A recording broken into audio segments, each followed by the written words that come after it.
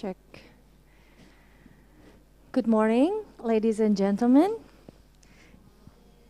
Good morning, dear Honorable Vice Dean of Faculty of Teachers Training and Education, Sanata Dharma University, Bapak Dr. Hongki Juli, the Honorable Guest Speaker, Dr. Maartten Dolk, and also the Honorable Lecturers of Faculty of Teachers Training and Education, Sanata Dharma University.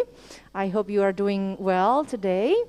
Thank you very much for coming and to this place because you are invited by the Faculty of Teachers Training and Education to have some focus group discussion together with Dr. Maartten Dolk from Utrecht University, Netherlands.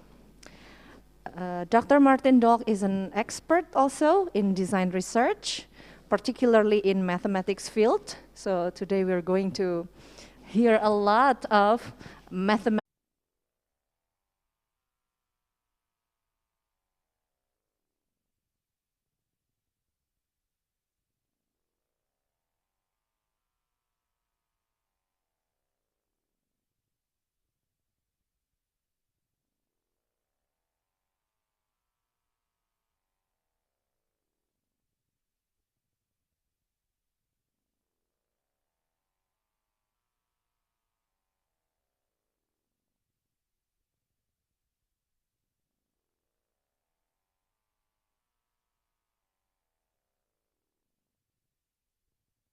What we call long division. It started way before that.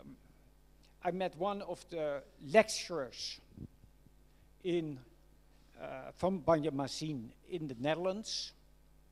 He was attending a summer course, and I was already asked to start to work with a few of the lecturers on research. And so in the summer, I already said, so what is a good topic?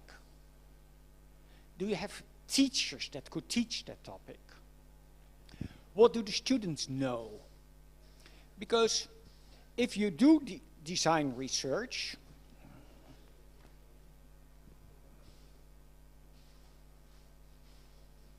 I think we need to swap the mic. Oh. It's not really working. It's not working. Maybe that is me, not the mic. I think it is me. So, if you start to do design research, and a simple way to talk about design research is to say,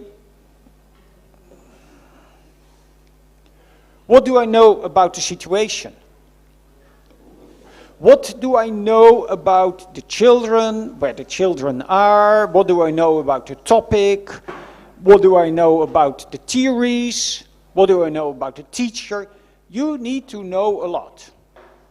And then you start designing, and that always is a cyclic process where you design something, you think, will it work in class? No, it won't work. I redesign it. And you make it as good as possible. And I always say, and then you think about what will happen. Predictions of what you think you will see in class.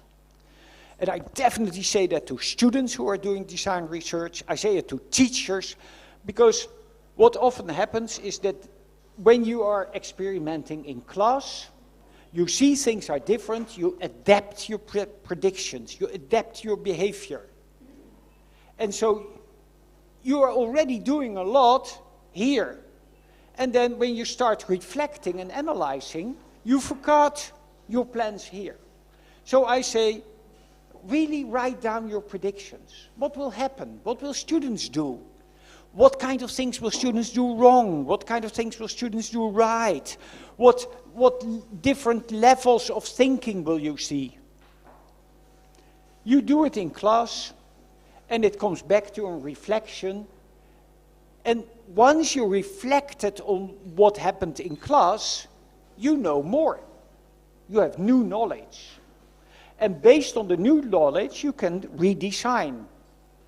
Now, you can do one lesson this year and redesign and do the same lesson next year.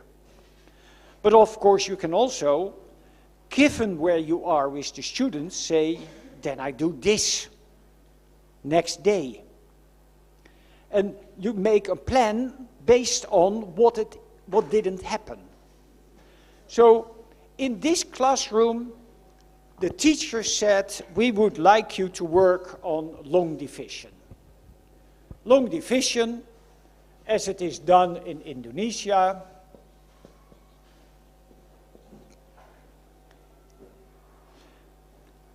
you look at, you start here, you start at the 2. Can I put a 12 in the 2? No, then I move to the 25. Can I put 12 in 25? That is 24, that goes once time. I subtract, that is 1. I put the 0 down. Can I put 12 in here? No, I can't. And that already gives a lot of problems for students, and everything goes wrong. And I will show you some of the things that students do, where this procedure that is extremely difficult goes wrong. And many teachers will only show this procedure. Because this didn't go, is it now 1 or is it 10 or what is it? You need to understand so much to do this. In the Netherlands, we hope that teachers look at it differently. They say, okay, so I want to know how many groups of 12 fits in 250. Well, if I take 10 groups of 12, that is 120. What do I have left? 130. Oh, I can do another 10 groups. That's 120. Oh, I have 10 left. I cannot fit the 10. Yeah, I could now do 1/10 of a group, but I cannot subtract the whole group. So, I mean, I do 20 groups and I have 10 left. If the context asks for it, I have to say if I need to pack 250 balls in boxes, I would need 21 boxes. If you ask me how many full boxes I have 20 full boxes. So the answer also depends on the context. The answer is not just an answer. Now that is all very extremely difficult. This happens in many classes. We would love children to think more like this. If you think at a higher level, this is that. Differently written. So, when the teacher said, can you do some long division? Because that is so difficult. I started to ask, so what do your students know? And we had a lot of questions about what they know and what they didn't know. And based on what people told me, together with a group of 6 teachers, we designed a first problem. It was not really fair. I was pushing some things. It was not a totally equal balance between me and the teachers. But we came to a first problem. And so in a way you could say that we were doing 2 design research. We were working in the class, but at the same time I was working with the teachers. And in hindsight, I have not looked at that as design research. I should have done it. It would have been a beautiful study. But we only looked at the children's level. Now, the first problem we invented was a story where the teacher would have to tell a story. I'm going to celebrate my 50th birthday. And I invited the family from Honky. And Honky said, I come with 4 people, and I invited. And she came with 8 people, and you come with 12 people, and you come. I added that all up. 250 people are coming. I really want to make it a story that the children understand, that is so close to the children they can imagine what is happening, they also know what to do. 250 people are coming. And in the story it went on, and I am a lover of donuts. So I said, I want a donut for each of my guests. Okay, children like donuts, so they feel comfortable with that. And I want a donut for each of my guests. Okay, so I went to the donut store, and the donut people said, I don't know what to do with 250. I cannot put it in my computer. I need to know how many boxes you need. So, okay, how many donuts in a box? And he showed me the box, and then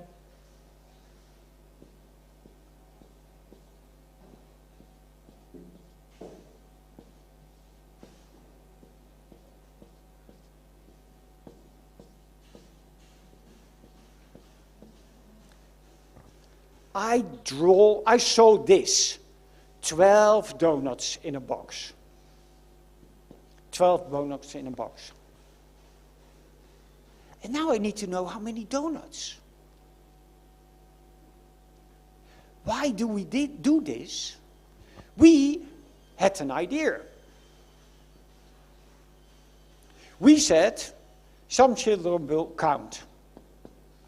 And they can draw boxes, 12, and another box, 12, and another box, 12.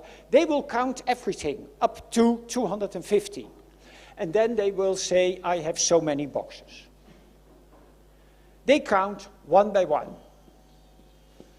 We said some children will count in 12s. They will draw boxes. And they do repeated addition.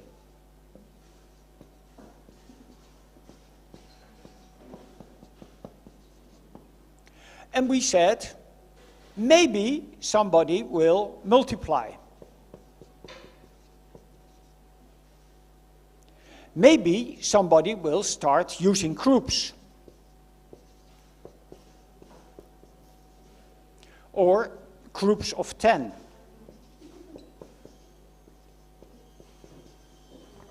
So we had a whole prediction of what might happen.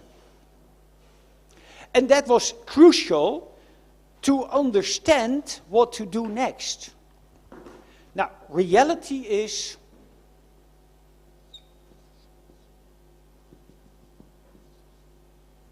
only that happened in class. All this didn't happen. They counted one by one, or they counted in 12s. And that repeated addition, you saw that a little bit, but it was not really present. And so, there you see, we designed a problem that should be working. We made a whole prediction, and here we noticed it did not really work. And so, in our analysis, we had to do two things. Where are the children? And what would be a very good next problem? Now, our theory said we wanted to go to repeated addition. Our theory says we wanted to make groups of boxes.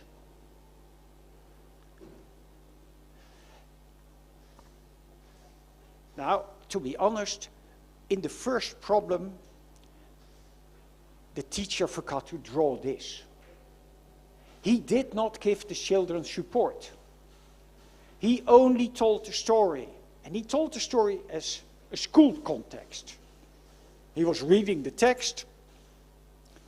So the children didn't have much support. And therefore, in the next lesson, we more or less did the same. At our level, completely the same. At the level of the children, a totally new story.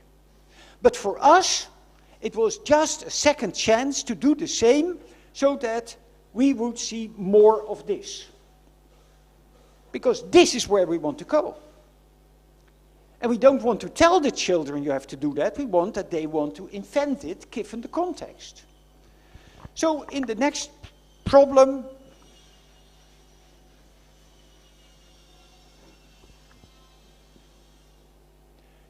those 250 people need to sit, and I went to a restaurant, and the restaurant owner says, oh, I can easily handle that. I have super large tables. Ha! I can sit 14 people at a table.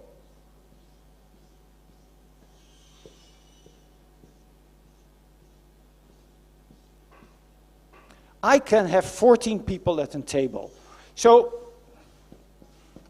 another table, 14. I have enough of those tables. Just tell me how many tables you want.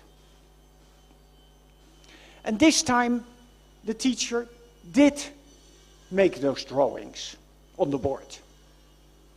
Of course, this drawing, the intention is, we designed it so that children could count up to 14. And kids could draw every table. We had every intention with this drawing. And this drawing is that children could count 14, 14, 14. And this time, the drawing helped. So, where in the first cycle, we said at the reflection, yeah, we forgot to make the drawing, so nothing happened. This time, we saw the children making those drawings. And there was a girl who really drew all the tables. There was a girl who first started drawing tables, then went to numbers, solved it with numbers, and then finished all the tables drawing. So in the analysis, you cannot only analyze the work, the written work, you have to see how it develops over time. You have to be in the classroom to see this happens, that happens. And there was one group who did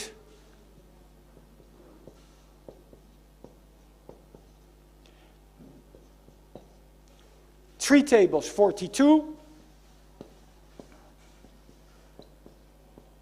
Another three tables, 42. Another three tables, 42. Hey, that is much faster. So, all of a sudden, we had one group that is here. The teacher discussed with the children 2 solutions. And this was one of them.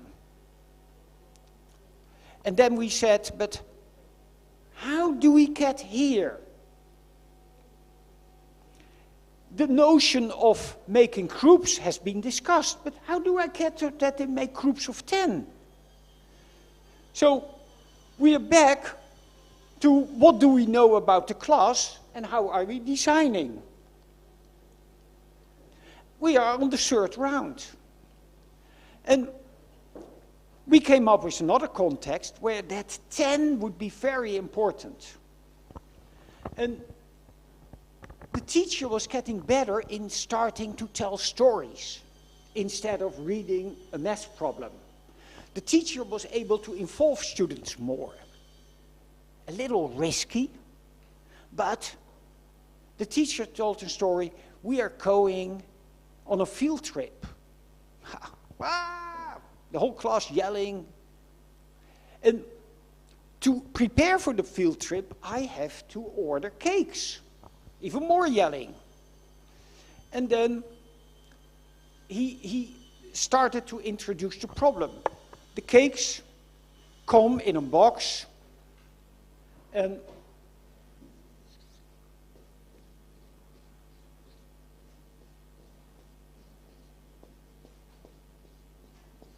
$18 in a box.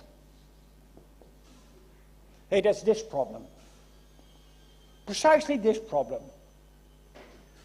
But now, the teacher added, but the bakery told me, because it's for a school, for every 10 boxes that you order, you get a big leather ball. So here was that extra push. The context pushed with how many balls do I get? The context pushed making groups of 10. And that did work in the sense that some of the groups started to use groups of 10. So, what do I want to say with this?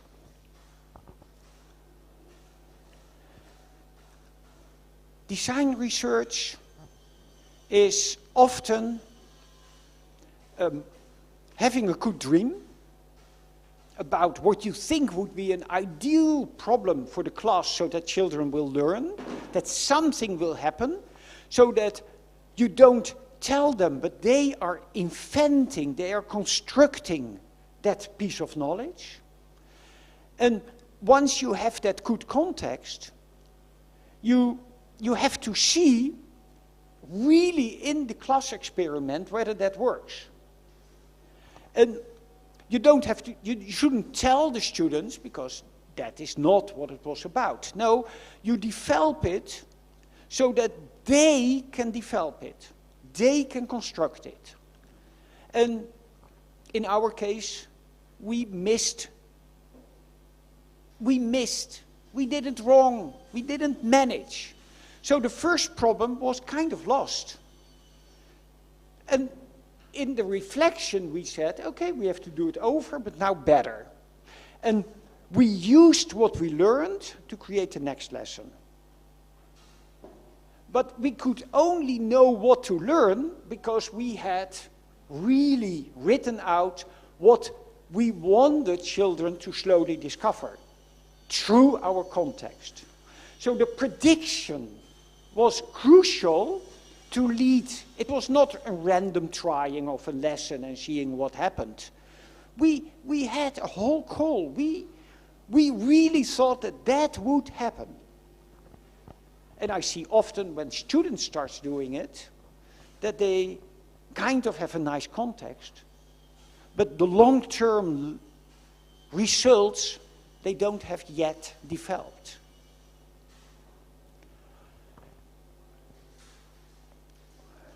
I can show you all the children's work, I can show you the pure mathematics, but I will save you from that for the moment, because I know that you're not all mathematicians. Okay, so my take on design research is kind of encapsulated in this experience in bersama. In hindsight, looking at the development of the teacher, I said to myself, I didn't approach working with the teacher as design research. That's wrong. In hindsight, I didn't really think about the development of the teacher. I didn't know the teacher well enough to be able to do that. I should have practiced telling the story with the teacher. I should have practiced, and so there were a couple of things where I said that was crucial to work in the class that I didn't do. So for my next experiment in bersama, I would know how to approach it better. So this whole 3 days together is the first cycle in thinking about teacher change in that school in bersama. And if I would come back, but probably I will do it from a far distance, there would be a new cycle about teacher change where we talk about. So sometimes you have 2 or 3 different design research studies together. When you work with students and they are doing design research, you are doing a design research about how to help your students. There's often a question of 2 or 3 layers at the same time. I will stop here with this little sidetracking, but I know that we are here because Honki told me that a number of you have all kinds of questions. So maybe we can talk about the questions you have. And if not, I have a lot more to say. So what questions are there?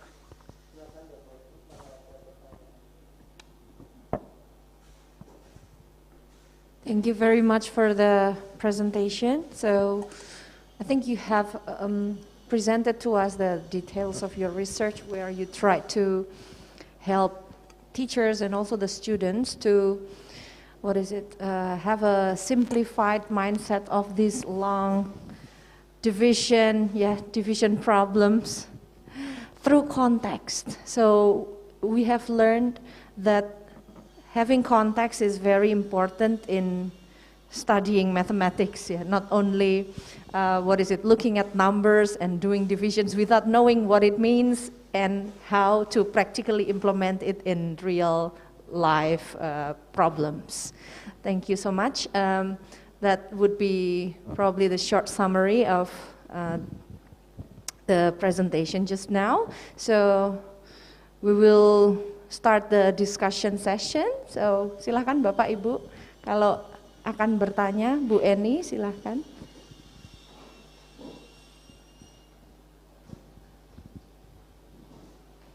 Bahasa Indonesia belum? No. Not yet. The questions are,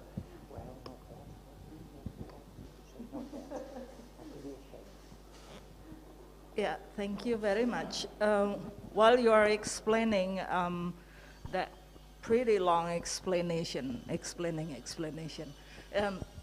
I'm still stuck in this description about knowledge design, experiment, and retrospective analysis. In your opinion, what makes it actually different from classroom action research?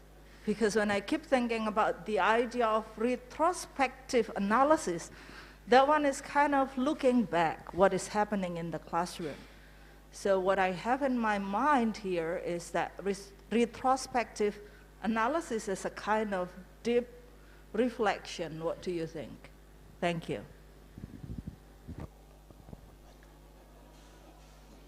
I always have to be a little careful. I'm a little deaf, and with that nose outside, I pick up words and not always the whole sentence.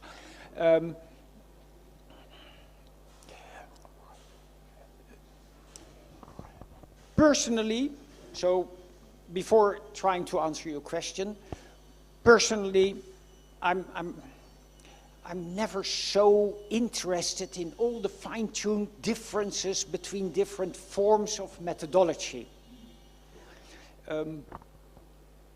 I always start with students by your methodology needs to fit your question. And students often come to me by saying, I want to do some design research. I says, no, you don't want to do some design research, you have a question. And given your question, you have to look for what is the appropriate methodology. What is it that you really want to know? And so I am not interested in automatically, is this the right order? My interest in doing this is what is the best set of context and questions to help students to develop a long division. And I want to be able to build a theory that will help Indonesian teachers to do that. So the outcome of my research is not the observation, it's not this. The outcome is a theory. A local theory, a theory that works and explains everything that happened in this class. And the power and the extreme difficulty is now to write that theory in such a way that other people, A, get convinced, oh yes, that happened, and B, say, and now I know how to do it in my class. Most research are focused on totally different outcomes. They are not focused on how is this working, they are focused on will this work? And then the answer is yes or no. Or they are focused on what happens in the classroom. And they come up with case studies that describe everything that happened in the classroom. I do a little bit of case studies. I really look at what children are doing, but that is not because I want to describe what children are doing. I want to describe what the theory is of how you have to teach that subject. And I think that in many methodologies, the real issue is always, so what is it that you strive for? What is it that you want your answer to be? And if I understand you correctly, I think that in the comparison you now made, it is this description of what happens in the class. Well, that is only a part of my work.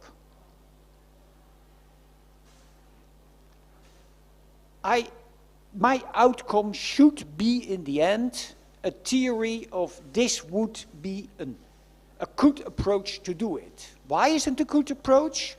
Yeah, only because in this classroom with these kids it worked. So the power of my outcome is very limited. The power is this classroom with these kids, given their history. That could have been difficult. If I look at the history of these kids, mathematically everything is wrong with these kids. So these kids could not do multiplication. These kids were still finger counting. These kids. So when I now tell you what works in this class, in 2 years' time, I hope that this school is doing better and the kids are better, and maybe what I was doing now is not the best approach anymore. But if I describe my theory in such a way that the teacher in 2 years' time can say, okay, but my kids can do better, I think that now I have to do it this way, it was a good theory. I know that we all hear about all kinds of terminologies. And let me see if I can easily show that, because Pa Hong Ki already said that one of your questions would be about that. Yep. Is that doing it? Yes. And I will zoom in a little. It's about this paragraph, and I will show you what book it is.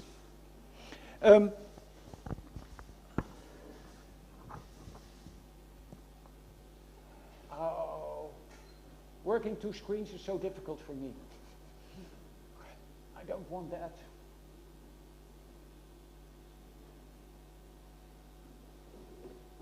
Is it possible to use the duplicate No, setting? because no, that would make my life difficult.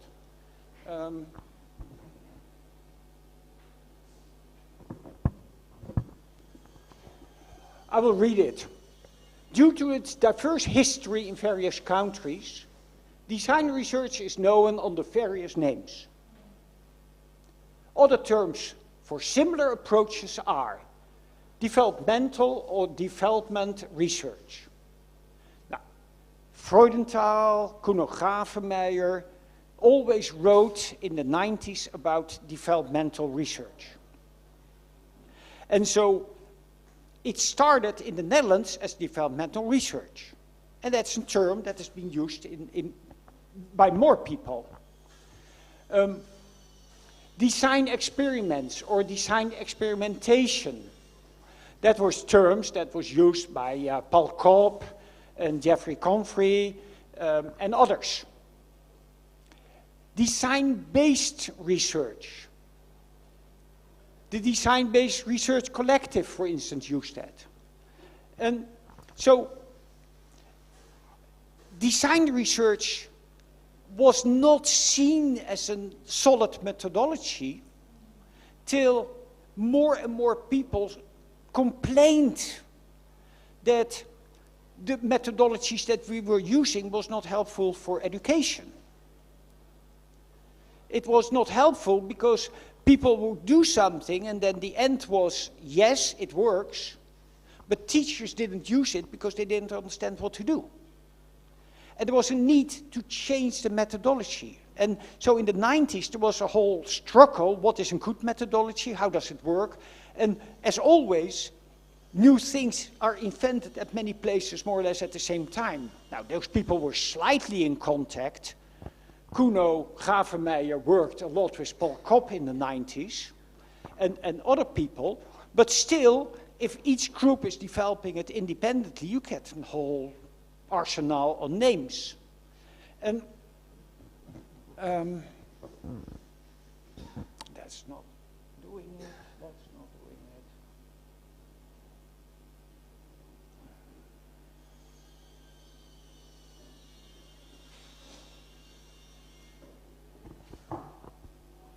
And so you also get educational design research that was used by Plomp in Twente. Now, Twente is very close to Utrecht, so it's very interesting. They used a different term. And then there are slight differences in the approach. But in the mainstream, they are all the same. And I show you this book for a reason.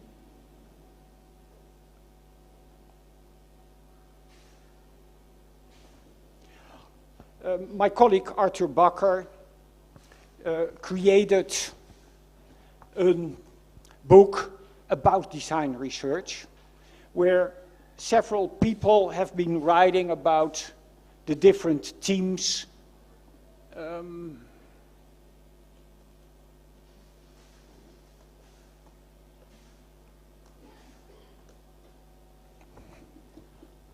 So, theory and practice, examples, and from different fields, they describe how they look at design research. And given the fact that you are all working in different fields, that could be of interest. Did I answer your question? Okay. One question takes 10 minutes, so that goes well. Other questions? Second question, please. Yeah, I thought so too, but yeah. It's very interesting talking about this. This is an e-book. In my university, I can download it. I'm not sure if that is in your university.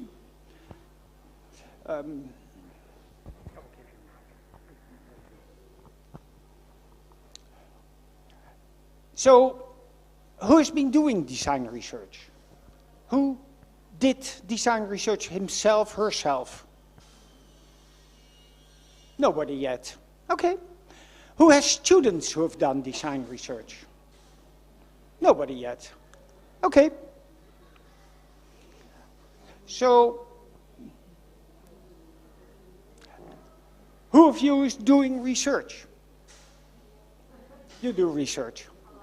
You do, all of you. Okay, yeah, but I mean, if you have not done design research, but you do research, that's interesting.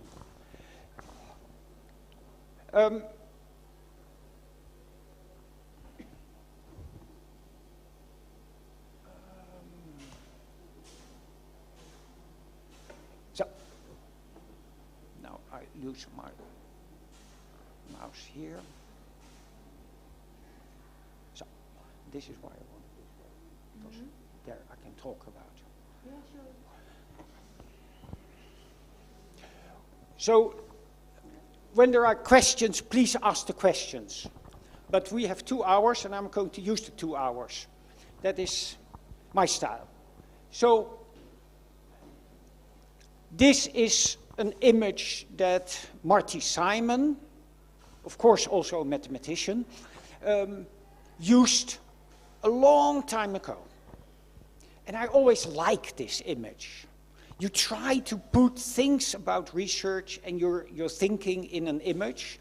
And the metaphor is not always complete, but it shows something. He wrote a recent article where he says, don't look at this article, the new one is much better. But the new one is very informative, but I think that this image is missing in the new one. So he also, he also starts with the teacher's knowledge. So he only looks at the design from a teacher's perspective. I think that as a researcher, and you research your own classroom, you're teaching to students here at Sanata Dharma, this is fitting. If you research how a teacher is working in primary or secondary school, then your knowledge should be there too. If you work with a group of teachers, a kind of lesson study approach, then I think it should be you, the knowledge you have about the group and the knowledge you have about the class. So this is the knowledge, but it depends on what situation we're talking about. And then he says, we have to start with a hypothetical learning trajectory. The dream. If I know what I want. I wanted steps towards long division. That was the question what was asked. I needed to go. I wanted long division. I know that these are crucial steps in going to long division. There are more. And I know those steps because of earlier design research studies. I know it because of theoretical articles. I know it because of my experiences. I know it because your knowledge is wide. It is the library, plus your personal experiences, plus what teachers told you. Everything builds to that knowledge. So I know my goal. Then I create a plan of my activities. And I start by hypothesis of what will happen in class. And this is always what I call the nightmare. You have a plan, you start thinking what will happen in class, and you think the worst. And if you think the worst, then you know you have to adapt your plan. So you go back to your plan, you try again. You think about what will happen now. Oh no. Raisa will not do that. Oh, I see Anjar already protesting. So I go back to my plan. I go back to my goals. You switch between them. That takes a long time. The preparation of a good lesson is not 5 minutes. It is a combination of work behind your desk and imagining to be in the classroom. And when I'm successful there, then I start the interaction in class. And so Marty Simon says, inquiry into the students' mathematics. I really want to know what they are thinking. So I sit next to somebody and says, hey, that is interesting. What have you done? Help me understand what you have done. I do that because as a researcher, I really want to know what you think. And I need all kinds of practices, I need all kinds of norms in my classroom. In the classroom in Banjarmasin, students are not used to defend their thinking to the teacher, they are not used to defend their thinking to the class, they are not used to argue with each other. A lot of the practices that is needed for a good lesson were not in place.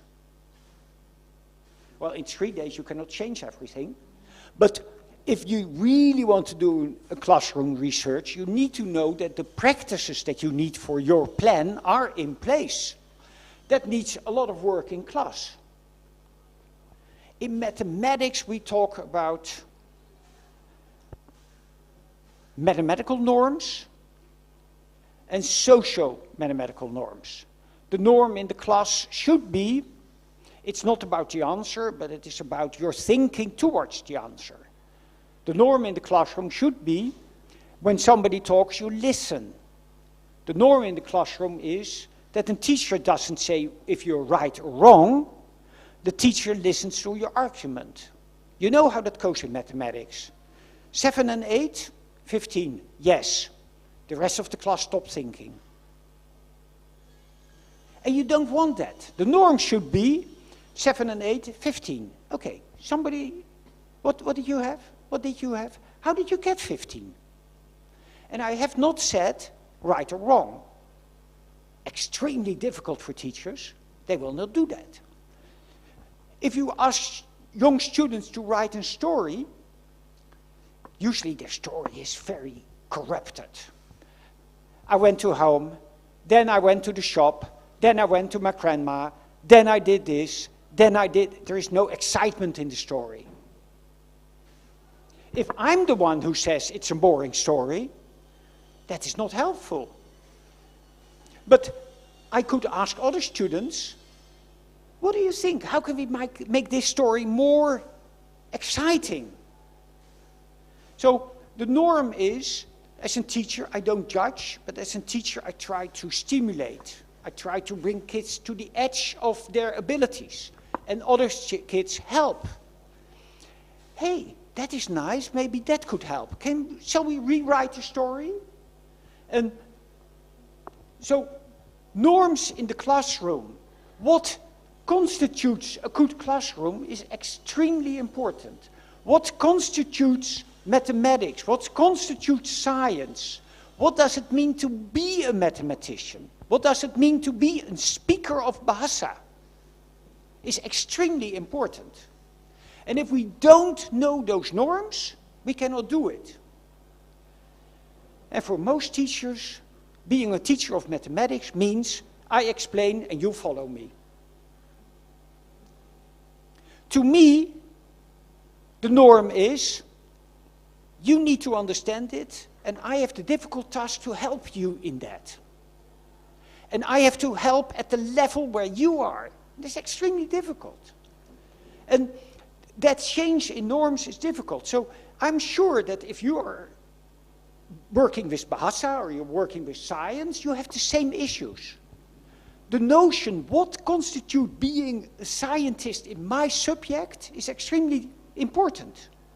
And if you don't know that for well, I think that doing design research is very difficult. And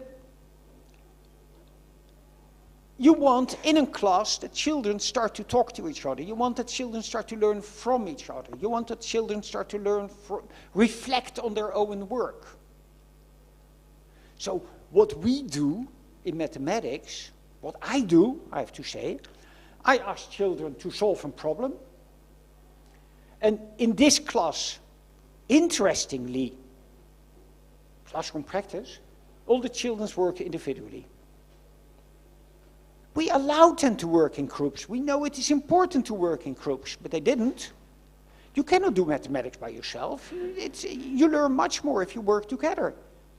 And you bounce different ideas back.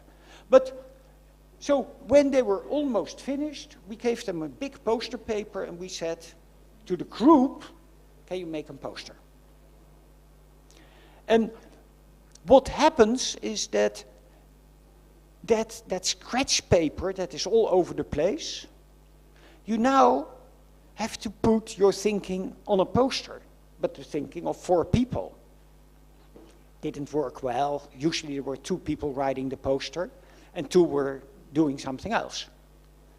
But what we want with this assignment is a moment of reflection.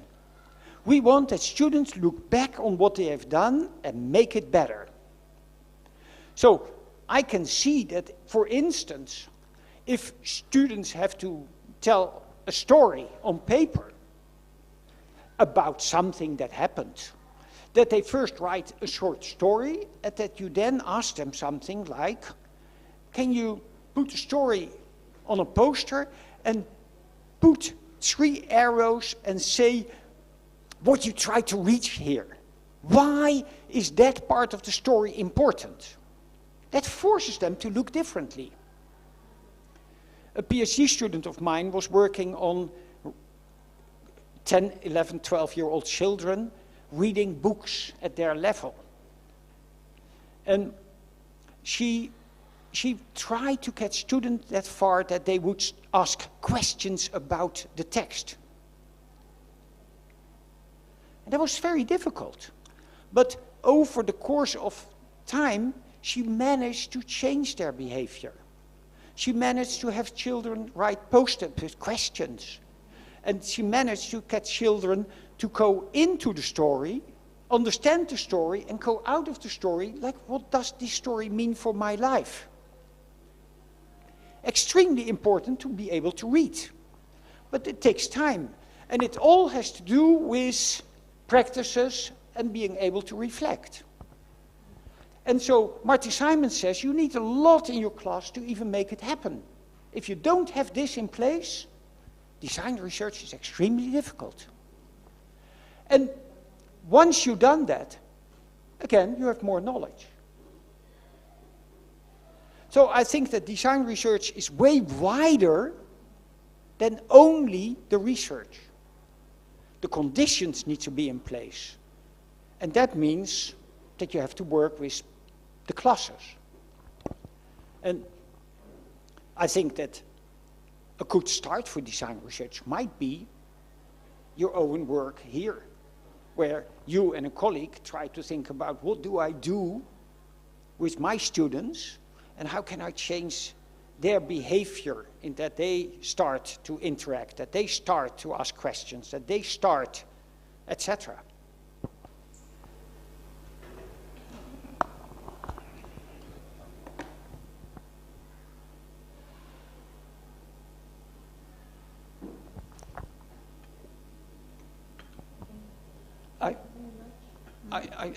Yeah, I can continue for hours. And I don't know if there is a question already. One question from Paul. Why we need, if we plan a lesson plan, why we need to make teacher's hypothesis of process of learning? Because it's not very normal in Indonesia. It's not normal because normally in Indonesia teachers is always make activity and what happened in the classroom, they never think about the hypothesis, what happened in the classroom. Why is it important for teachers to make a hypothesis of process of learning?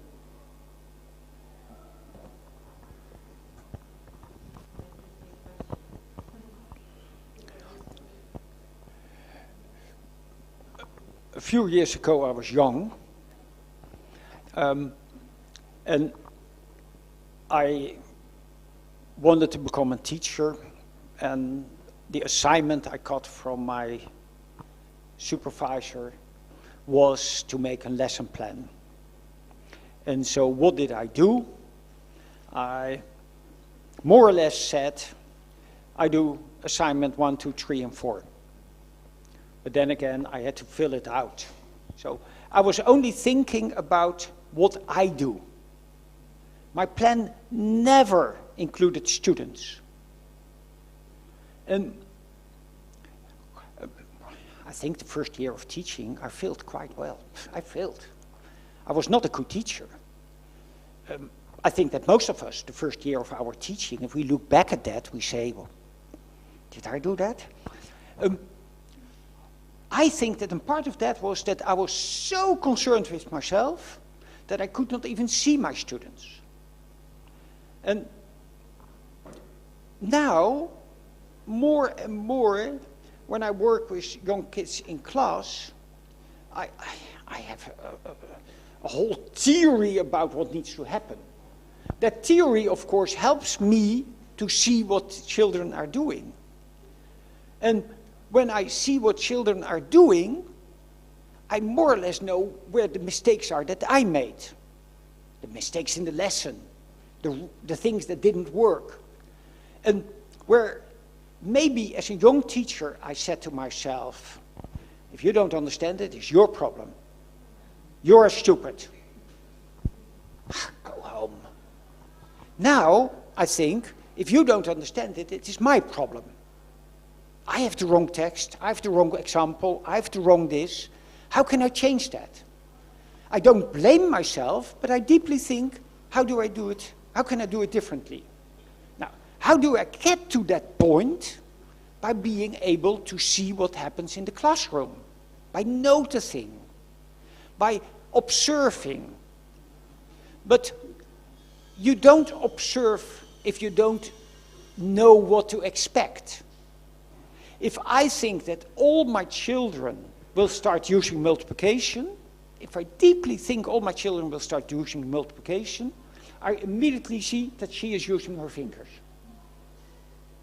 That was not in my expectation. So, the whole idea of that hypothesis is, it helps you to observe. The other side of the hypothesis is that here you better know if your plan is even realistic. I give a problem, and I now think, what will Zul do? And if I really had observed Zul before, I say, it's a multiplication problem, but Zul will work on his fingers. Oh, then the problem is not correct. I have to change it. So, to me, this is the most essential part. It demands being able to notice. It demands having a good idea of the theory. And that is so extremely difficult. So, we had groups of Indonesian master students in the Netherlands for a year. And wrongly, of course, but we said you have to do design research. We didn't start with the question, we started with the methodology. Shouldn't happen. But we said you have to do design research. And they developed nice contexts, 5 lessons. And the cycle we had, the first cycle is you do it in a small group of 4 children, and the second cycle is you help a teacher to do it in class. That was the setup. But one of the things is that we always said to the students, predict what will happen in class. And our students always said 1, and then there was a solution where the children calculated everything correct. 2, and then there came a solution where the children made calculation errors. They had no clue to think about what students really can do wrong, because they haven't enough experience. I think that for a teacher to grow, that is crucial. And so, there are groups here in Indonesia who focus on noticing, seeing what happens in a class. Noticing is a term that John Mason uses a lot. The ability to see, to become aware, and then let that help you.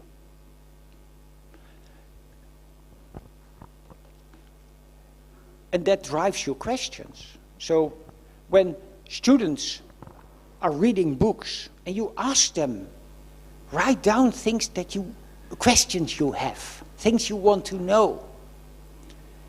They slowly go from no questions to a stupid question, to a question that is really related to a story, to a question that's related to one sentence or a word, to a question about the bigger storyline. And that moves slowly. But how do you help those students? Well, then I need to see where they are. I need to be able to see this development. And you only start seeing it if you start doing it. So, if I work with students, I know that when I ask that their first hypothesis will be silly. But at least it's a first hypothesis. And then they work in a class and other things happened. And I say, hey, that enriches your hypothesis. Maybe we have to try it again. We'll enrich your hypothesis again. And it also enriches your activities. You will design other activities. Is that answering your question? Okay. Thank you. So if I put in my own words, I come from language education. So not that mathematic anyway. No one is perfect. Okay, so if I try to understand your explanation and also the hypothetical learning trajectory, this allows us to open up our hidden assumptions. And the second one is to allow to be self-reflective. That's my own words. Thank you. Yes. Okay. It's opening up your hidden assumptions. We all have hidden assumptions, but also opening up your known assumptions. I see. Because you have, as a language teacher, you own a lot of theory. Absolutely. You own theory that you have been reading about. You own theory because you have seen it in class. You own unproven theories. You own a lot of proven theories. Right. And so if you open up yourself to point out, oh, that is related to my assumption that I have, that is related to that research, that is related to this, it helps to become cognitive of what will happen. Yeah. Right. Yeah. May I add something else beyond this one? Yep. Related to the term design, some of us have just last month finished the training called design thinking. Okay.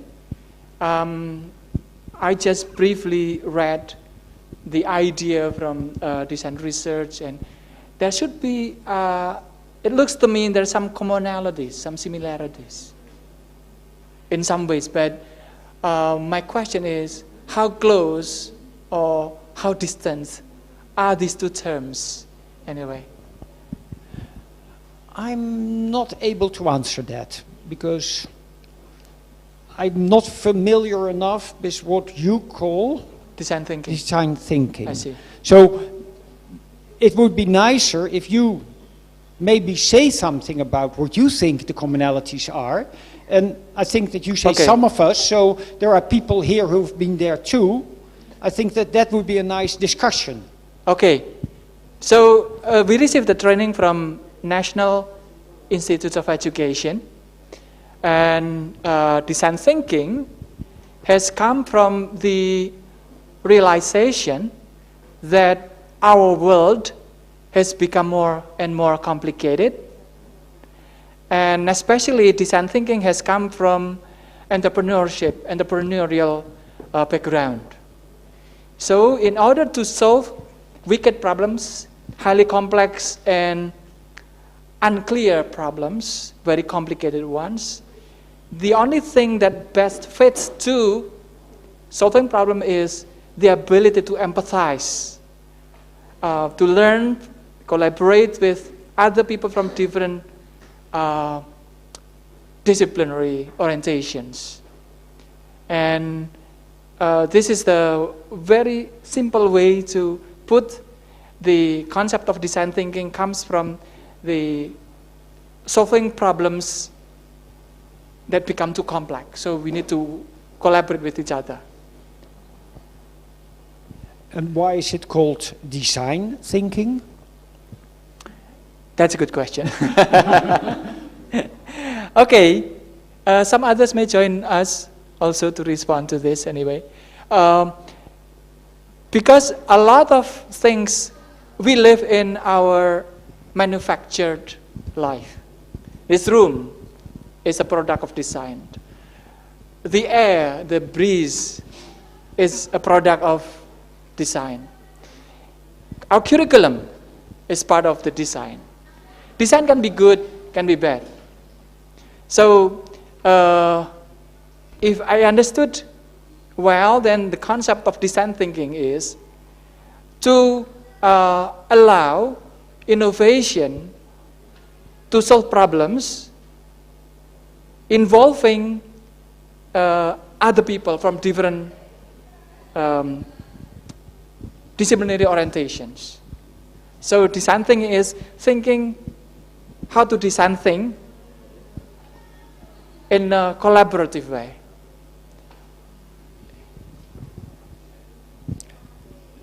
So in a way, and that has to do with me, we are talking about two things. We are talking about research, and we are talking about a philosophy of mathematics education. Okay.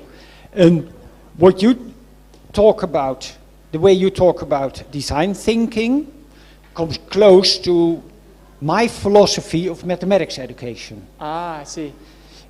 My philosophy of mathematics education is really children should reinvent, a term by Freudenthal, they should reinvent mathematics. We should treat children as the creators of their mathematics. I see. Children should be able to talk about it with others. Now, I think that you have had that experience too, but a colleague of mine always talked about models, Kuno Gavenmeijer, about models in mathematics and the function of models and how they develop and how they do. And I was working with students and we had a discussion about models. And I said something, and all of a sudden, in the middle of my sentence, I said to myself, oh, that is what Kuno was meaning. The dialogue somehow fit all of a sudden certain pieces together, and I constructed a better understanding. And my philosophy of mathematics education is that in the real understanding, it only happens if you dialogue with other learners. Mm-hmm. That's it. So students need to do that. I hear you, we have problems in this world that needs to be solved in collaboration with others. Right. That is how I think about mathematics education. I see.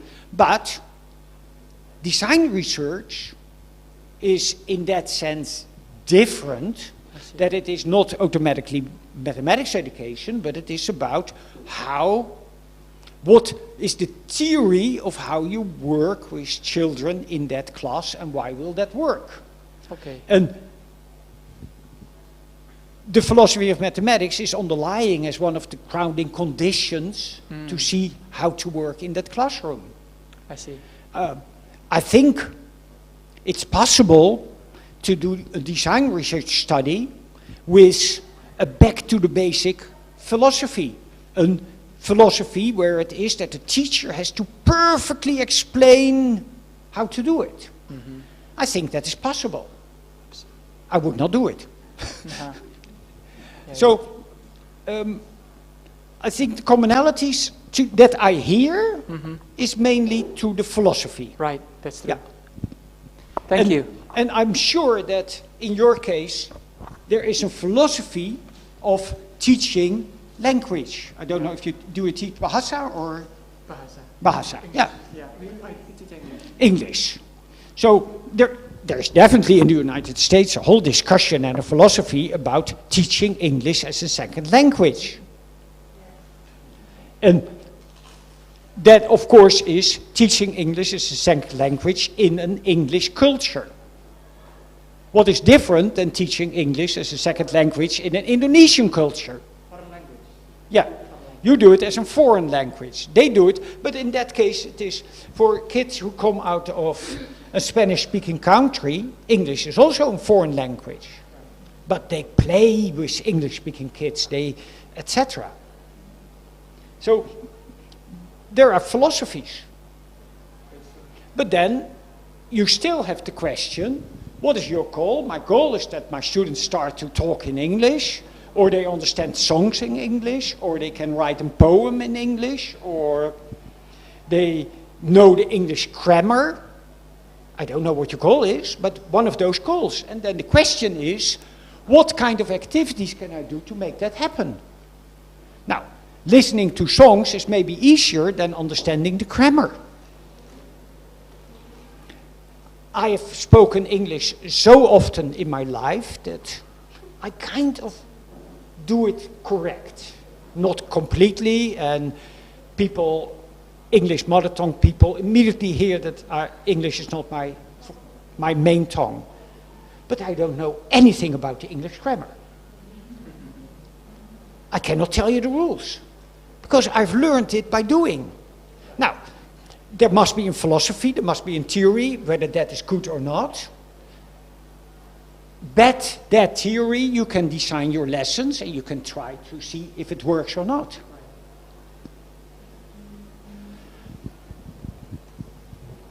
Now I'm silent again, waiting for questions, reactions. Silakan Bapak Ibu, kalau ada pertanyaan silakan Bu Wigati.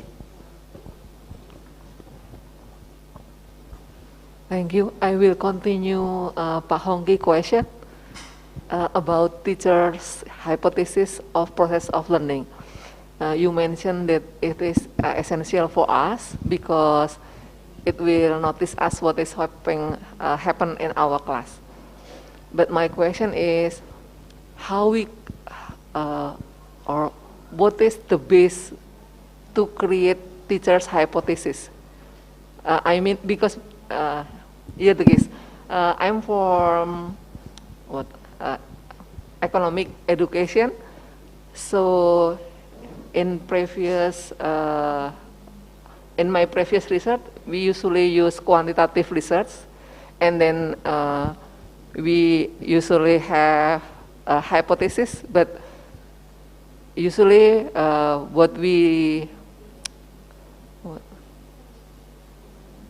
the hypothesis based on the theory. So we just confirmatory research, right, in the quantitative research. So it is new for me, so I want to know what is the base for creating teachers' hypothesis in this step. Thank you.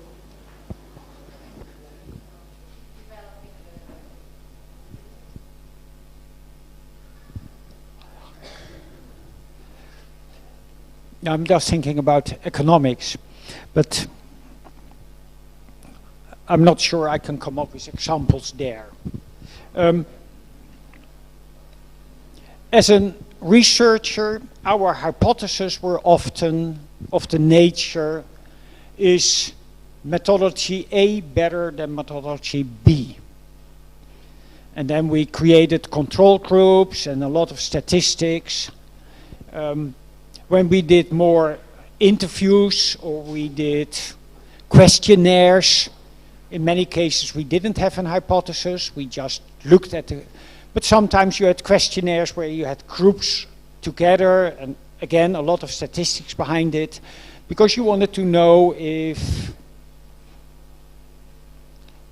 students A of category A would perform better than students of category B, and you wanted to know how to put those students in the categories. So they were hypotheses of the end result. Now, in our research, the hypotheses are at a different level, because my research is about theory. The theory of what will happen, how do I develop this knowledge? So let me come back to a simple mathematical example. Children love to finger count. So 83 minus 4, 83, 82, 81, 80. See, there's the 4. The starting error. It is famous. Many kids do that. So we want to develop a way of teaching where this is not happening, where finger counting and the starting error will not happen. And so my theory in the end needs to be about why this approach avoids the starting error. But then I come up with a simple assignment, and my hypothesis that the teacher has to do is what the students will do in that simple assignment. It is not at this overarching level. And so I have to test a theory. So instead of allowing counting, my colleague Kuno Gavermeijer and Paul Kopp said, maybe we have to go to a measuring context. Because in measuring, you see your feet is between 83 and 82. And it ends at 82. And now it ends at 81. And now it ends at 80. And now it ends at 79. That starting error cannot happen in a measuring context. So the theory is measuring context helps avoiding the counting error. But the assignment is a simple counting problem. And the hypothesis is at the level of that counting problem. Students have to put a ruler down. They will put a ruler wrongly. Students have to do this. They will forget that the measures, that if you measure, that your shoes needs to be the same. And they put 5 kids in a row with different shoe lengths. All that kind of hypothesis. Hypothesis that makes that one assignment difficult. But it is not at the theory level. The theory level is measurement context will help avoid the counting error, the starting error. So, and your hypothesis was also at this overarching level. And this is way smaller. So, in economics, what I don't understand in economics is the relationship between interest and recession. Kind of a popular topic at the moment. And if you raise the interest too far, you get into a recession, but if you don't raise it too far, then this happens, and I simply don't understand how that works. So, if you now want to design a couple of lessons, oh please help me, a couple of lessons to help me understand that, you have a couple of problems. What don't I understand? What do I know? What do I do I even understand what interest is? Do I understand what recession is? I don't know. Do I understand what inflation is? Do I understand the relation between inflation and recession? So there's a lot that you need to know about me. And then you come with a simple assignment, and you can come with hypothesis of what I do. But that theory we don't even have yet. The theory that helps a nitwit as me to understand the relation between interest and recession. So you cannot even make an hypothesis about that, because we don't have the theory yet. We are going to develop the theory. But if you have a small assignment, you can make an hypothesis of what I will do. That is the difference. And I hope that my example of my unknownness with economics helps a little bit.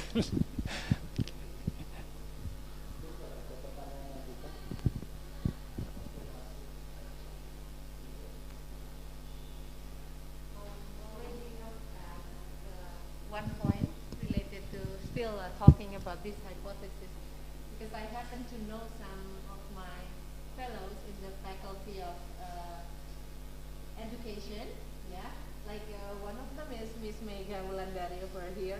Actually, she's kind of an expert of designing materials, yeah, learning materials, almost. she has. Somebody thinks you're an expert. I mean, she's experienced enough in developing learning materials, also modules. Where is the position of developing hypothesis in that case? I mean, this is not a practical classroom, implementation where you have real audience, students as your audience, but this is simply like designing the product. So, where's the position of hypothesis there? If you design a curriculum for a whole semester, then the cycle you have, the length of your cycle is 1 semester. You have designed a curriculum that is here. Because that whole curriculum is based on the goals that you have in the end, and you have a series of activities coincidentally not one day, but 20 weeks. And you can still build hypotheses. You can build hypotheses on the outcome in the end. What we all do when we say, at the end of my module, the students should be able to do this assessment, that's an hypothesis. And your hypothesis is that they all should be able to pass. And usually a lot of the students fail, or did we fail? So I think that that example is of a cycle where the length of the cycle is 20 weeks. And yes, that is very well possible. It's difficult to research because it's so long. So I would never start with researching a 20-week cycle. I think that's way too complex. So many design researchers start with a small. So they would dissect this one course, break it down to smaller cycles of one. And so, yes, I have developed this whole course. Now, I'm going to do the first day of the course. And at the end of the day, I'm reflecting. And one of my questions will be, is that design of day 2 okay? Or do I have to redesign it? I have to redesign it because day 1 was a failure. I have to do day 1 again in another way. Or I have to redesign it because things went so well that day 2 is not needed anymore. So you can break it down. But theoretically, you can see the whole unit, the whole module as one cycle. Thank you.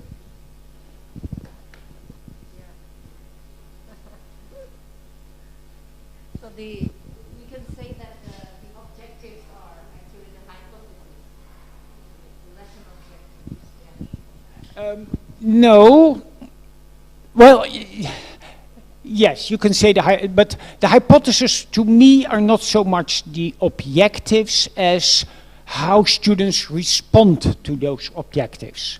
What students will do. So, in my example here, my objectives were here. But my hypothesis is, a few students count, a few students will do this, a few students will do that. Totally different things happened. So I knew that my hypothesis in that classroom was not correct. So my hypotheses are closely related to what I think students will do. But if it's in the context of designing a learning product or material, the hypothesis will be somewhere in the objectives. I think that my hypothesis would be the kind of theories that students will develop. Your objective is that they understand this, and my hypothesis is the level of understanding, the differences in understanding. Like a mastery of how the objectives can be achieved. The way they start to achieve it, the way they understand it. We all have different forms of understanding. My colleague Paul Drijvers once made this slide, and that might be helpful.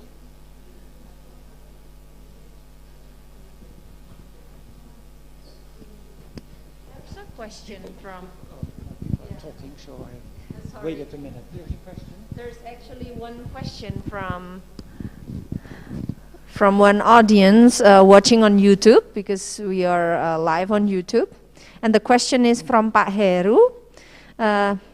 He said, he asks, what would you think if we start by dealing with the aim of your research instead of that of research question? What would you think if we start by dealing with the aim of your research instead of research question? personally, I like the question. Thank you, Pahero. I'm always a bit confused because I've often seen that in Indonesia, students have to write the aim of the research and the research question. And I've always asked students, what's the difference? And students could never answer what the difference between the two is. Is not, but that is, so help me understand it, but is the aim of your research and the research question, is that not closely related? Is it not a different way of formulating the same thing? So if that is true, then why not start the question about what methodology is, what is the aim of your research? If there is a difference, if the aim of the research is bigger than the research question, if the research question is one of the things that you want to know within that aim, then I think you have to keep that research question and think about the research question. But can somebody help me? What's the difference? Why do you ask both the aim and the research question? I've never understood that.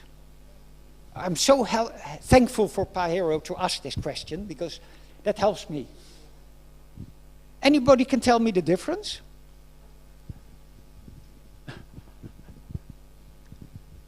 Only your silence is already very helpful.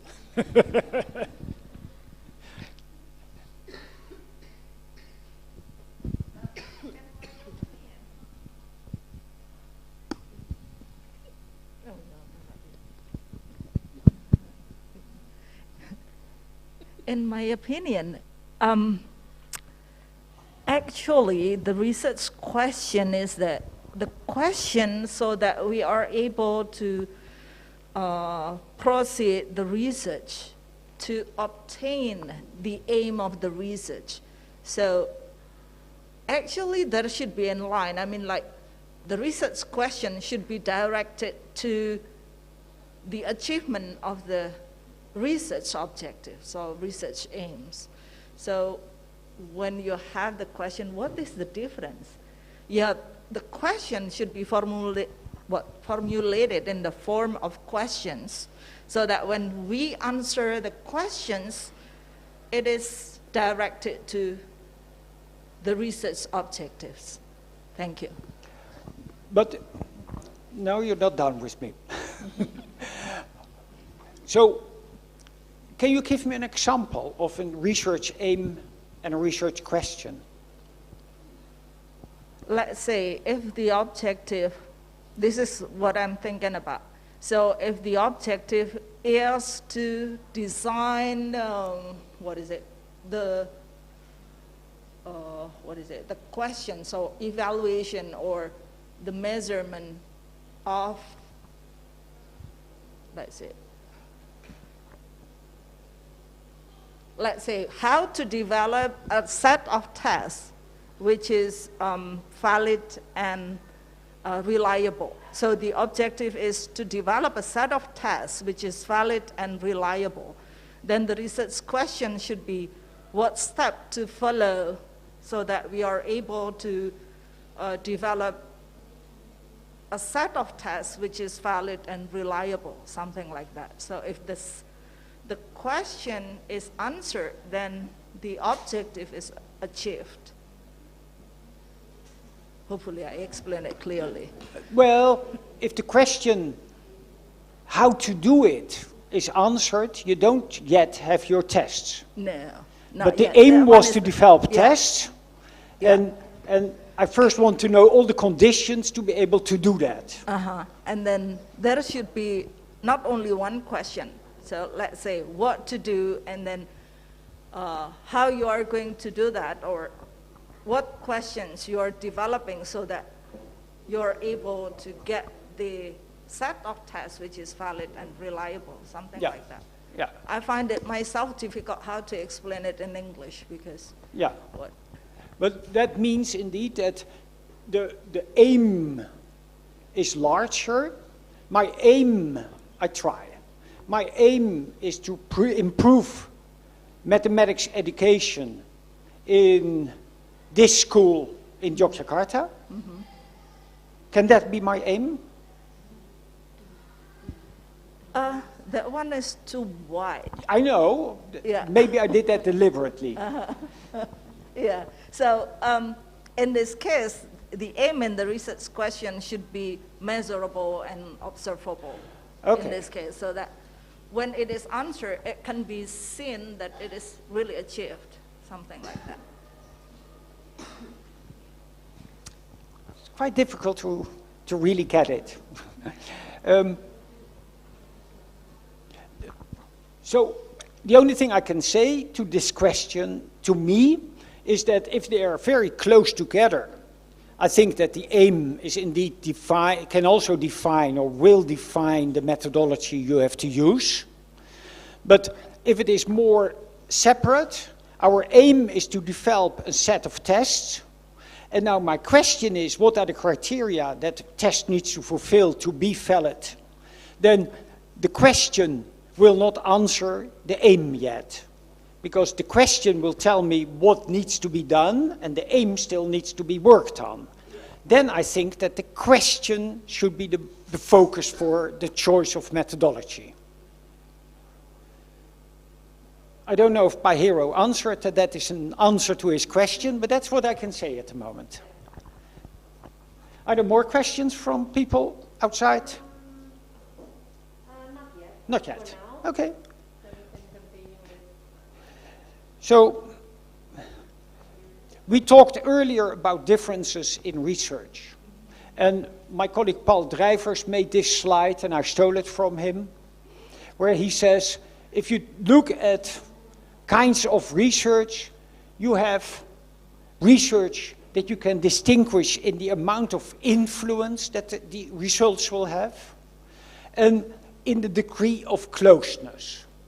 So you have research that is observing, asking questions to people. You have research that is more observing, acting. And so case studies, observations, open observations are somewhere here.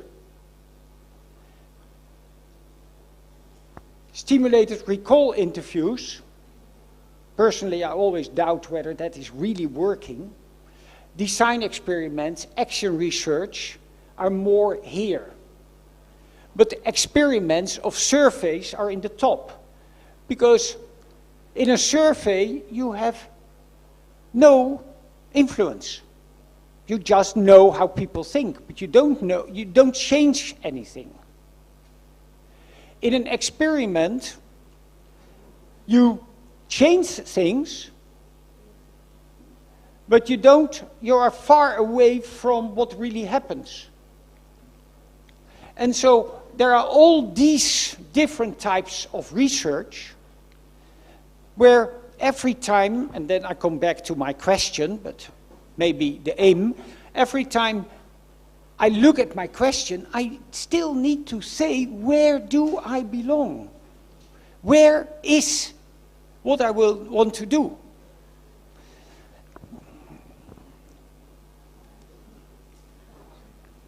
So,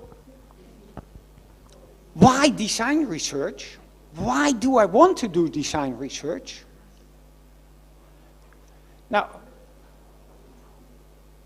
if my question is program A better than program B, you don't do design research. You are comparing. If my question is, what is the characteristics of something, you do observations. If my question is, how can we change something? How can it work? How can students learn something? Then design research is more in place. Students love the first, comparing. And a lot of research was always the comparing.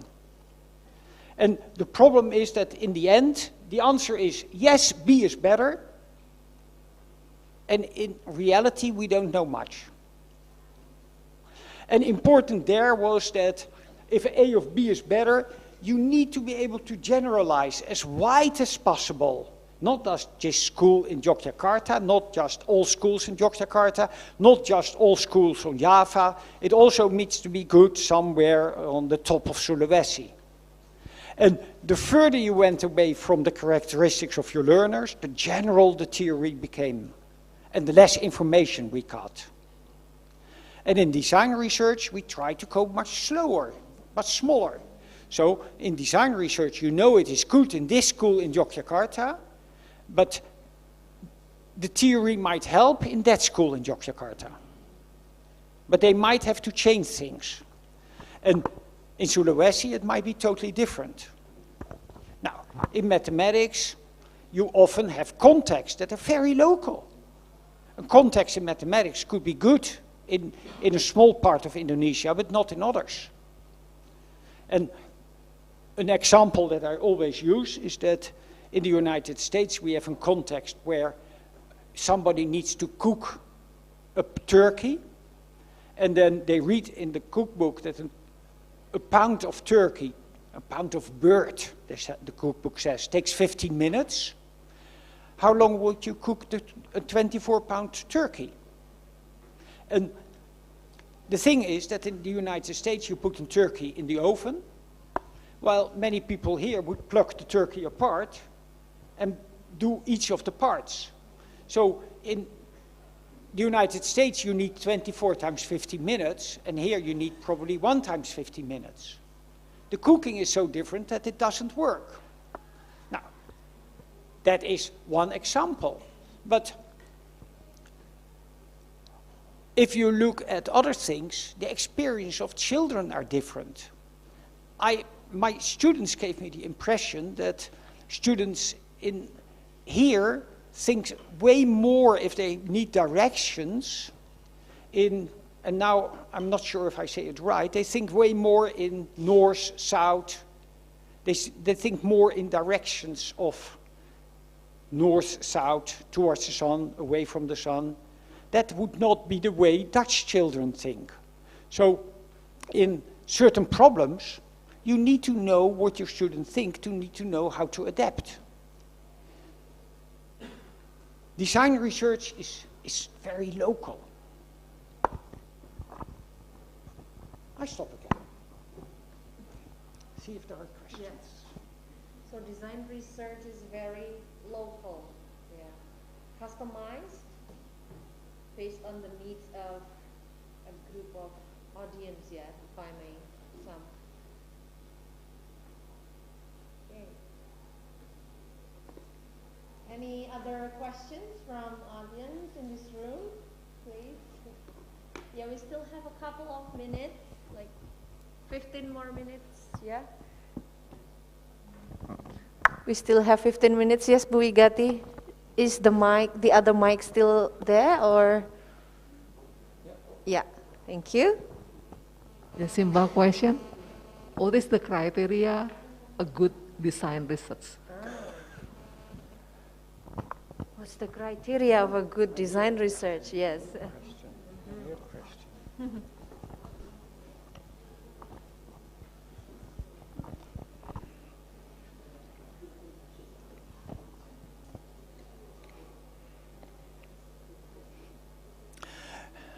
It's a very intriguing question. I must say that I find it... No, I love the question, but I'm not sure if I'm capable of answering it. There is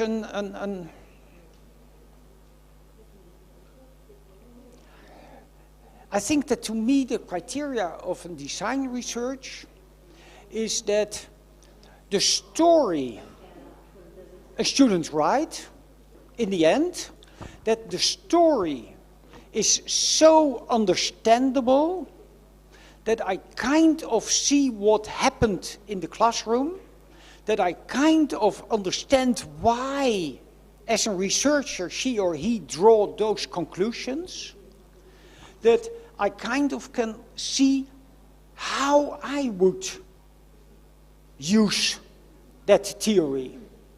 So my criteria is that the written work, the report in the end, has that level of believability and is built upon things that happen in class, that I can reconstruct the theory, reading the report.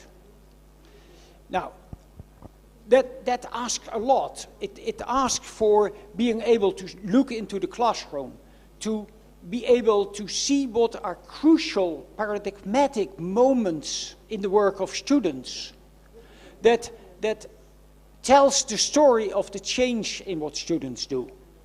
And to be able to write those small moments and analyze it.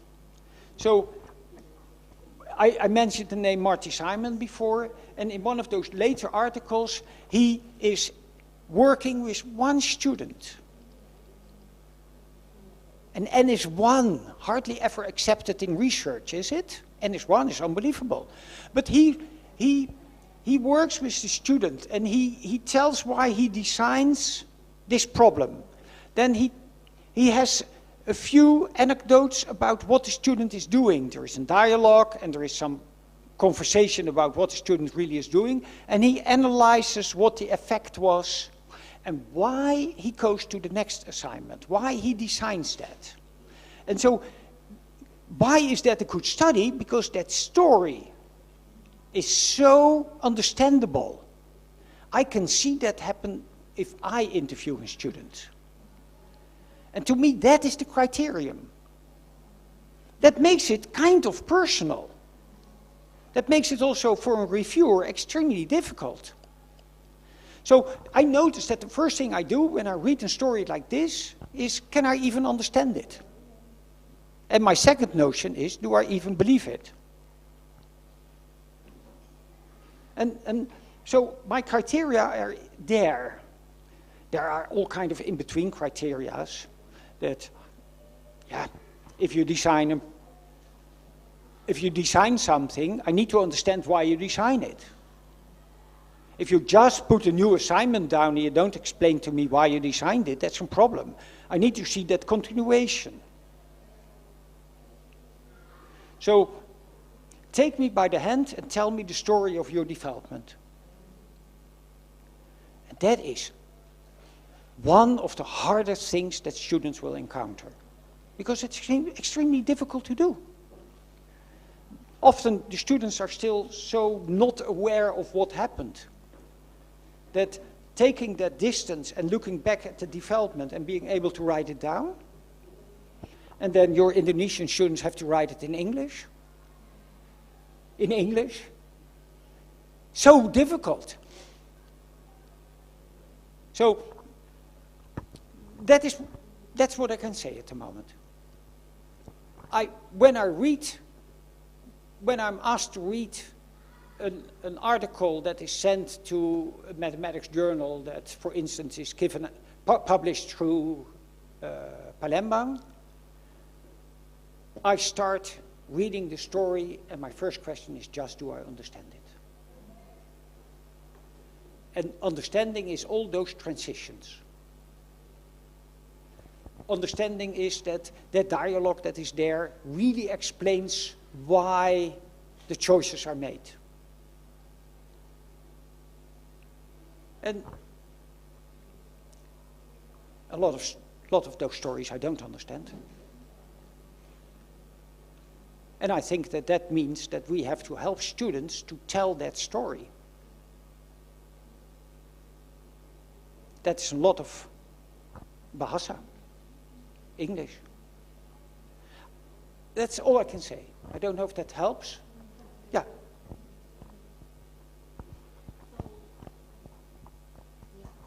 So in design research, what makes it a good design research is the vividness or the clarity of how the overall process of implementing the methodology is being told in the report. Yeah.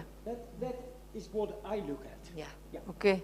Thank you. It becomes clear now. Okay, maybe one last question from Bu Annie. Thank you. Yeah, I just want to continue the question. I'm myself stuck in the idea of why design research in your PowerPoint. I understood it like, why design research? And then what I have in my thought is that something needs to be designed, tried out, and mostly revised. Does it mean that all of them should be there, or it can be just, let's say, the design? But then if we design it and then we are able to describe it as detailed as possible so that it is understandable, will it be the good one? Or it needs to be tried out, and at the same time, later on, based on the feedback, it needs to be revised? Thank you. Kuno Gravermeyer once said, to understand something, you have to change it. To change something, you have to understand it. Those two are so closely related. I learn more from Dutch education being in another culture than I learn from talking with Dutch educators. I learn more because I tell a story and they say, but why the heck are you doing that? In the Netherlands, there are certain class houses you don't discuss. Everybody thinks it's normal. And when you are abroad, there are other class houses. But the people look at me and they say, why do you do that? So that is the same. I change the normal thinking of, I go to a culture where the thinking is differently and I learn more. Now, so to change education, you need to understand it. To understand education, you need to change it. So that is here. There is a problem. Children make a counting error. I want to solve that counting error. So I need to change something. The need to change something asks for a redesigning. So if this is not helpful, maybe measuring. That is, but will measuring even help? So I have to try it. And in trying it, I see that I didn't do a good design, I have to retry it. So to me, it is more a process. It is not like one of them, but it's the process. There is something that's not good in class, therefore we design something new, therefore we have to try it. And because we are terrible designers, we have to retry it. So it's all, but it is the process that's described. Okay.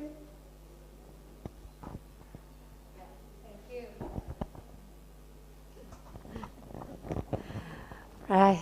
I hope everybody is satisfied with the answers given by Dr. Maartten. It's so enlightening, and we have had such lively discussions. Does anybody still want to ask a question? The very last opportunity this time I'll give you. We still have around 6 minutes before 1 o'clock. Yeah. For me, I think what really helps us to understand the design research, Dr. Maartten, is the fact that you started with your real experience of doing it. Yeah, so starting with how it is really implemented back then in Banjarmasin, yeah. Yeah, I started to think that I can figure out some, real examples in language field implementation too now. So hopefully after this, we can execute, or we can start thinking about probably some ideas on how to begin a design research. What will we design to be given and to be tried out to our students, and then revise it and improve it so that we can get the best. All right, so if I may sum up our discussion, so design research has different names, yeah, in different countries. Some call it as developmental research, some call it as design experiments, experimentation, design-based research, but all of them have the same definition, yeah. It refers to research in which the design of new educational materials is a crucial part of the research. So the heart of design research is the design of the new educational materials. I think I will highlight that. And the educational materials can be something tangible, like computer tools, learning activities, could be learning modules as well, right? Learning materials, or maybe professional development program. So if Bapak Ibu is interested in doing design research, then maybe you can think about one of these forms of design, yeah? All right, I think we have come to the end of our discussion, yeah, Pak Hongki. Do you have any additional things that you want to say, maybe as a closing? Okay. I'm sorry to talk in Indonesia. Oke. Ya, Bapak Ibu, harapan kami mencoba memperkenalkan tentang desain riset karena ini sebenarnya dekat dengan dunia kita, begitu ya. Jadi kita bisa menggunakan desain riset di setiap perkuliahan yang kita ampu, begitu ya Bapak Ibu. Jadi karena di setiap mata kuliah yang kita ampu, kita pasti membuat suatu desain pembelajaran. Nah, jadi desain riset ini harapannya bisa dihidupi di kemudian hari karena ini juga terkait dengan salah satu hal yang menonjol dari pedagogi reflektif. Jadi ada refleksinya di situ, refleksi terhadap proses apa yang kita lakukan, begitu ya. Jadi sebenarnya setiap kita mengajar, kita sebenarnya baik kalau kita melakukan penelitian desain. Artinya semakin baik kita memahami bagaimana desain kita bekerja terhadap mahasiswa, maka disitulah sebenarnya salah satu kriteria keberhasilan kita melakukan penelitian desain, Bapak Ibu. Jadi ini kami coba perkenalkan karena ini dekat dengan Bapak Ibu dan sangat mungkin untuk dilakukan di dalam mengintegrasikan antara perkuliahan yang kita lakukan dan penelitian yang kita lakukan. Dan harapannya dari ini kita bisa menghasilkan paper-paper, begitu ya Bapak Ibu. Jadi jangan khawatir untuk mencoba, begitu ya. Nanti kalau memang membutuhkan forum diskusi lagi supaya Bapak Ibu lebih bisa mengimplementasikan, maka kami di dekanat siap untuk memfasilitasi. Ya. Jadi sebenarnya ini dekat dengan dunia kita, maka kami mencoba memperkenalkan ini ke Bapak Ibu dan ini sangat mungkin untuk dilakukan. Terima kasih Bapak Ibu. Thank you for Maartten to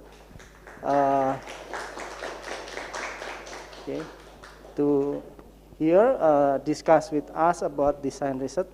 We hope next year when we held CDR in Palembang, some of them can present some paper.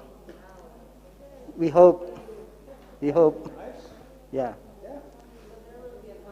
Yeah, next year in Palembang we have a conference with we did in Sanata Dharma 3 years ago, I think. Okay.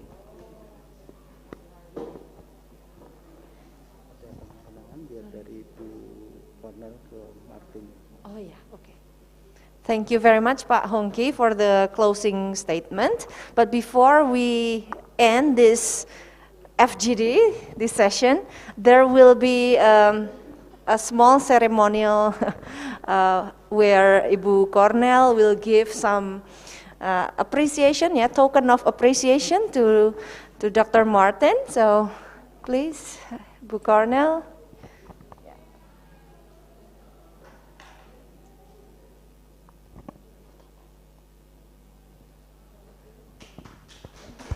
Okay.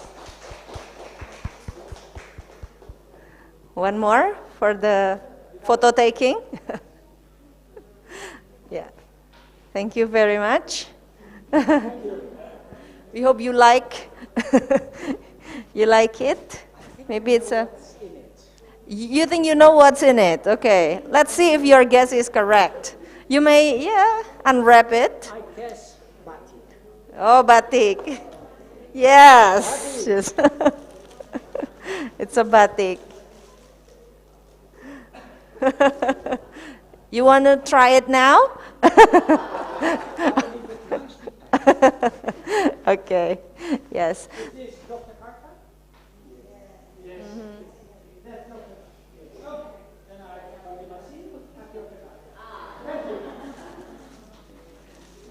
Thank you very much, Dr. Maartten.